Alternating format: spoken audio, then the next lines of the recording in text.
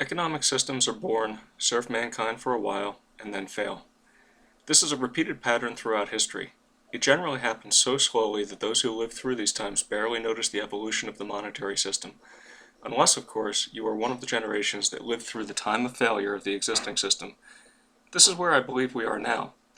Once this system is gone, there will need to be another that replaces it. Within the precious metals community, there are many staunch advocates of the gold standard who claim that a return to the gold standard is what is needed to heal the economy. What many don't realize is that the seeds of the destruction of the current economy are the same ones that led to the apparent failure and abandonment of the gold standard in the 20th century. Let's take a very high-level and abstract look at the economic world as we know it and see if we can't identify the main weakness of the system and see if we can't take an educated guess as to what type of system might replace our current one. Centuries ago, the world was on a barter system, where physical goods were exchanged for one another directly. The advent of stamped metal coins was a major innovation because it facilitated the indirect trade of physical goods with what we call specie. This is just another word for physical coins, serving as the intermediary. This solved the problem of the coincidence of wants. In other words, the person who had a cow could trade it for some precious metal coins, and then buy several items of lesser worth from other individuals who might have wanted portions of that cow, but also wanted other items as well. Or so the story goes. But this economic world, despite the use of gold and silver coin, was still a world of barter. Circulating gold and silver were physical objects that had value in and of themselves. The trade of gold or silver coin for another item was still a barter operation. It was a much better system than previous barter systems that did not involve the use of the most marketable physical items acting as intermediaries, but it was still a barter transaction nonetheless. This economic system was very stable, but it had drawbacks. For example, it placed limits on how quickly transactions could be completed. It placed severe restrictions on the growth of credit, which made the financing of new industries very difficult. It also resulted in severe economic hardship when gold and/or silver coin, otherwise known as specie, went into hiding. So over time, the banking system evolved.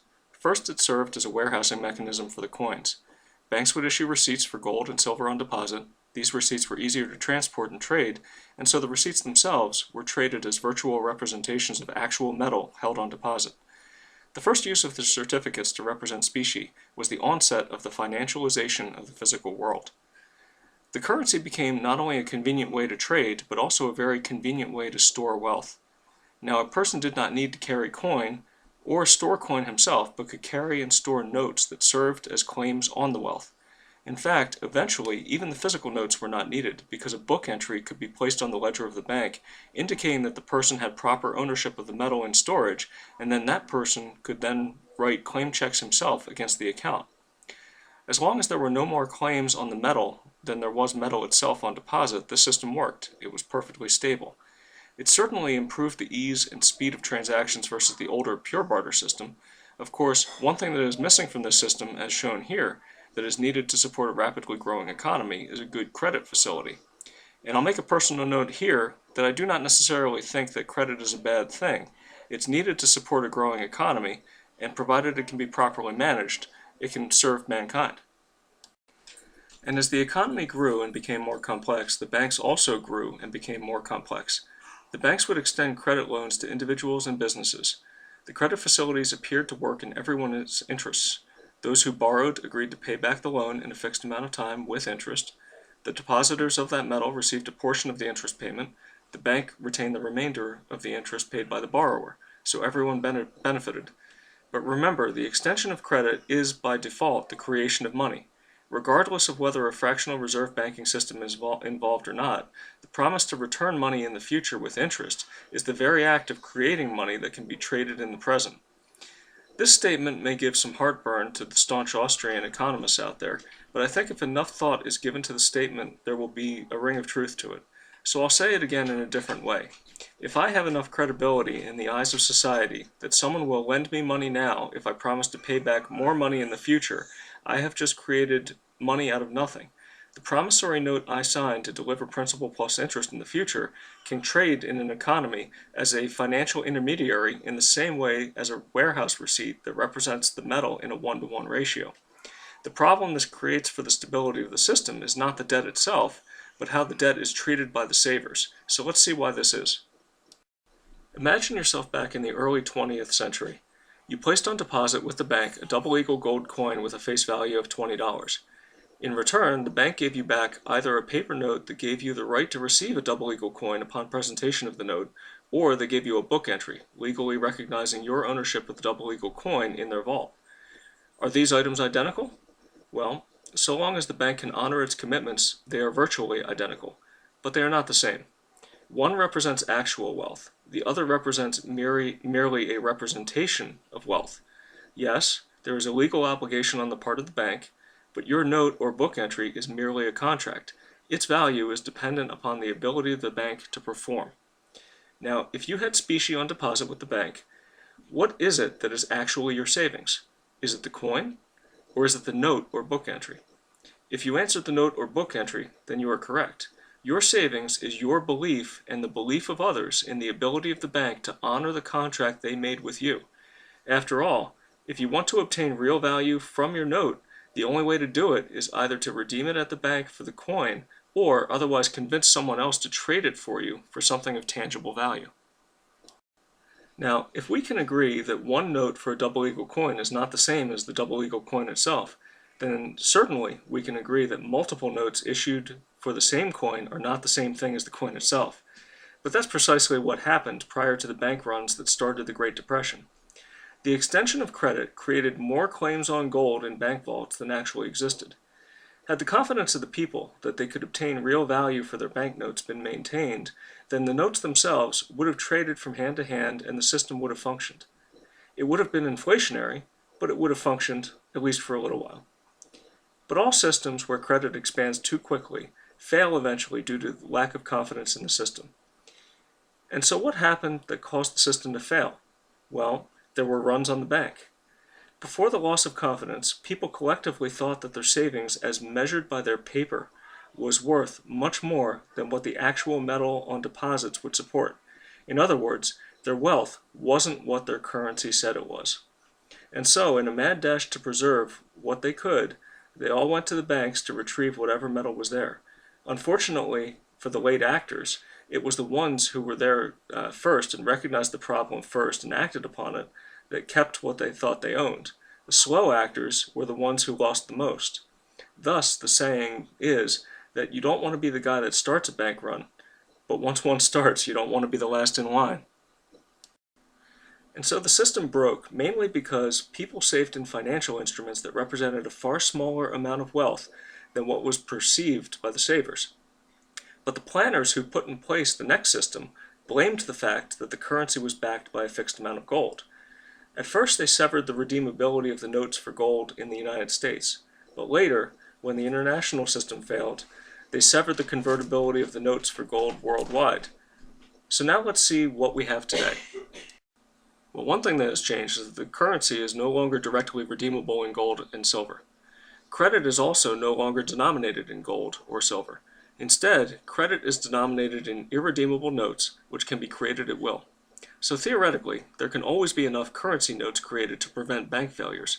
In fact, we're witnessing one of the greatest creations of currency ever witnessed before in history, right now. One other thing that has changed is that the system is now much bigger and much more complex. Complexity is not necessarily a bad thing. We do, after all, live in a fairly complex world, and some of these complex financial instruments do provide some value to the overall functioning economy.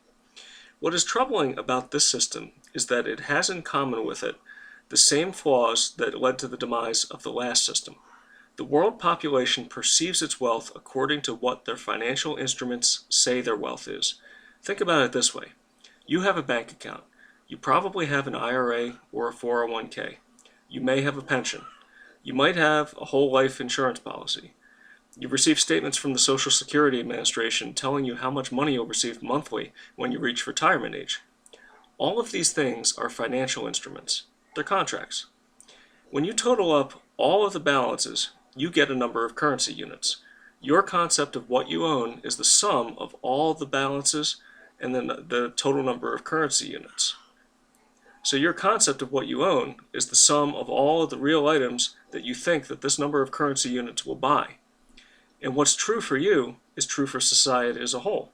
Society's perceived wealth is the sum total of the present value of their financial instruments.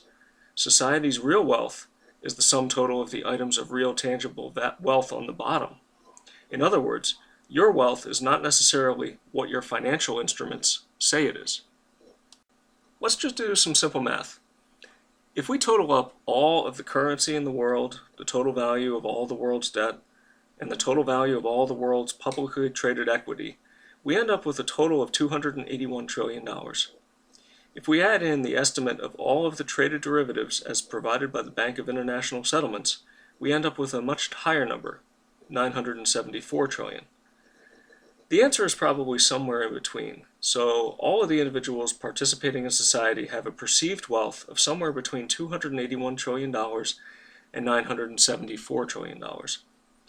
And why do these financial instruments have any value in the first place? Well, it's because the owners of these instruments have faith that they can convert them into real tangible wealth when they so desire. But what would happen if savers in these instruments started losing confidence that they could transform their paper wealth into real physical wealth? Let's first decide if there is a reason for them to lose faith. Then we'll decide what that loss of faith might look like if it were to unfold. Let's start with the fun question of what would happen if all of the current financial wealth of the world had to be represented by gold and silver alone, as it did centuries ago before the advent of financial instruments. Now, this will probably never happen again, but by doing this exercise we can get a sense of the magnitude of the problem that we face. Don't take these numbers as a prediction. They're not. They're just my way of illustrating a mismatch between the financial wealth and real tangible wealth. I'm trying to illustrate that the real wealth of the savers is not what their financial instruments say it is. If gold and silver were to be valued at their historic monetary ratio of 16:1, and need to represent the total value of all financial instruments without including the derivatives, then the price per ounce would need to be $48,000 per ounce for gold and $3,000 per ounce for silver, fully orders of magnitude higher than their current prices. Sure, this is an extreme example. We made the extreme assumption that the metals represent 100% of financial wealth. But then again, we excluded the notional value of all of these derivatives. If we included all of those derivatives, then the numbers would be even more mind-boggling. But okay, fair enough. What if gold and silver need to only represent 10% of all financial instruments, still excluding all of these derivatives floating out there? It's easy enough to do the math. You still end up with silver that is $300 per ounce and gold that's $4,800 per ounce.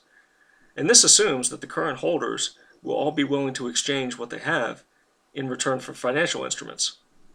See a problem here, anyone? And what if all of the $974 trillion of financial instruments wanted to own all of the world's households? This includes mansions, condos, apartments, dilapidated shacks all over the world. What would the average residence need to be worth for all of that financial wealth to be stored in all of those buildings? Well, each unit would need to be worth $974,000. If you travel the world, I'm sure that you would agree with me that it is hard to claim a value of even a tenth of that for the average residence. And if a bid for all of the proven oil reserves in the world, well, oil would need to be valued at $704 per barrel, and that's before it's been taken out of the ground, and that's assuming that the accounting of the proven oil reserves is done honestly. Lastly, let's consider what would happen if all of the financial wealth of the world bid for all of the arable land on the earth. Each acre would need to be valued at $123,000 to represent all of that apparent financial wealth. Compare this to the current average value of farmland in Kansas at less than $3,500 per acre, and you can see that there's a bit of a mismatch here. Now, admittedly, we really need to take the value of all of the tangible wealth on the bottom of this hourglass as a whole to really understand the mismatch between the perceived financial wealth at the top and the actual physical wealth at the bottom. But the fact that when we look at these very important categories of physical wealth, we get such large orders of magnitude differences between current pricing and theoretical maximum pricing is enough to give a person cause for concern. There is good reason to believe that the wealth of the world is not what our financial products say it is. Now back to the other question of what a run might look like. It won't look anything like the bank runs of the 20th century looked like. In that case, people were making a run on gold. In today's world, there is more likely to be a run on everything tangible. Remember, the values of the financial instruments at the top are simply the collective thoughts of value of the rest of society. They are based solely upon the confidence that these values can change on a dime. All it takes is a loss of confidence, and the perceived value at the top can disappear in an instant. Suppose we have a group of powerful people who store their wealth in these financial instruments, and they start to get nervous about a possible markdown. What will they do? Well, in all likelihood, they will try to quietly sell some or most of their financial instruments and convert it into real tangible wealth. I have to emphasize the word quiet here, because sudden and wholesale action could result in everyone else trying to do the same. That would result in a sudden write-down of the world's financial assets before the physical assets are secured. The perceived wealth needs to be converted into real wealth before the collective confidence in the perceived wealth disappears. Now you'll notice that I've highlighted in bold blue the currency of the world. This is just current money or base money. The reason I highlight it is that this is the bottleneck of the hourglass here. As financial wealth is converted into real wealth, it has to go through this bottleneck. What will end up happening is that the financial instruments at the top of the hourglass will lose value as they are sold. The currency will have an apparent gain in purchasing power in terms of those financial instruments. Then, as the currency is used to purchase the real items, the supply of the real items will gradually dry up. The dynamics of this process can be really quite complicated in light of the fact that we have a huge futures market in many of these commodities represented at the bottom of this hourglass. Let's take a look at gold, just as one physical item in this giant wealth transformation process, and see if we can draw some conclusions from it. Here on the left, I show financial gold. This includes all paper representations of real gold, such as futures, options, ETFs, warehouse receipts, etc. On the right, we have real gold. If a holder of financial gold wants to obtain physical gold, the transaction has to go through the currency. Now, in past videos, I've discussed the slow, disciplined acquisition of gold from gold mines via bullion banks and the futures markets. That's not what I'm talking about here. Here I'm talking about the liquidation of financial gold in order to obtain real physical gold quickly. As the financial representations of gold are sold, it will have the effect of depressing the price of financial gold. As the purchasing power moves through cash, it will tend to drive up the purchasing power of that cash. Why do I show the physical supply of gold going down on the right-hand side, while the price of physical gold is also going down? Well, for the simple reason that the price of physical gold is currently dictated by the price of financial gold on the left. This creates a very odd effect in the physical world, that as the financial representation of the physical object is converted into real physical ownership, the price will appear to fall at the same time that the supply of available physical dries up. Such is the impact of the financialization of the gold market. This pricing parity between paper gold and physical gold will only exist so long as there is a physical gold that can be delivered at the pricing dictated by the financial gold. Once the supply dries up completely, then we might know the true price of gold eventually. It will take some time for the physical markets to determine the right price, but it will eventually be determined at a level that is much higher than financial gold says it should be now. And we're seeing this phenomena right now in the markets. How many bloggers have you heard wondering how price of gold can be going down at the same time that we're seeing record consumption of physical metal in the Middle East and the East? Well, it comes down to the fact that faith is being lost in the financial instruments that represent the physical item. As the financial instruments are converted into the real thing, the trend we'll see is a depression in the apparent price of the real item. It's not the price of gold that we see, it's the price of the financial contracts that we see. We will know the true value of gold soon enough, but only after its supply completely dries up. So what about the big picture? Well, if we see a run away from the financial assets towards the physical, we can expect to see some very confusing trends at first, primarily because many of the financial assets that will be sold are used to set the price of the physical items that will be acquired with the funds that result from their sale. We will probably see a general fall in many prices represented by derivatives, while at the same time seeing a climb in other prices that are not as heavily tied to the financial world. As the process progresses, we will probably reach a point in time where price signals coming from the financial markets are either non-existent, untrustworthy, or meaningless. This may lead to poor decision-making in the face of a general trend towards the ownership of real stuff. If our current system fails, it will be because the population treated financial assets as their savings and placed too much faith in them, and then lost confidence. It will be because the general population realized that their real wealth is not what their financial assets say it is. The root cause of the general run will be the same as it was when the dollar was backed by gold. And so, if we are to replace this system with a better system, it will have to be one in which we do not make the same mistake. People's savings will have to be in the form of something other than financial assets, something on the bottom half of this hourglass, while at the same time not denominating debts in that very same asset. Believe it or not, there are many world leaders who have been working on such a framework for decades in preparation for the financial system that is to come. But more on that in another video. Until then, take care and good luck.